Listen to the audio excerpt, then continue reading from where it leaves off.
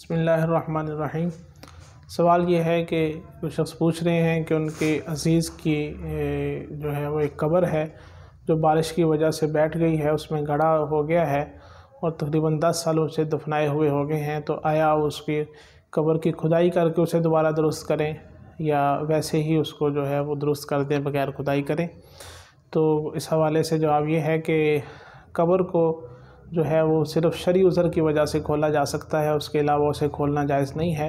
اور شرعی عذر صرف یہ ہوتے ہیں کہ اگر جس جگہ پر شخص کو دفنایا گیا ہے وہاں پر اس جگہ کے مالک کی اجازت کے بغیر دفنا دیا ہے اور وہ اصرار کر رہا ہے تو قبر کو کھولا جا سکتا ہے، یا اس شخص کو جو کفن پہنایا گیا ہے وہ کسی کے غصب کے کپڑے کا تھا، کسی چھین کے پہنایا گیا ہے اور وہ راضی نہیں ہو رہا، یا پھر کسی کا کوئی مال جو ہے اس میں گر جائے تو اس کے لیے قبر کو کھولا جا سکتا ہے،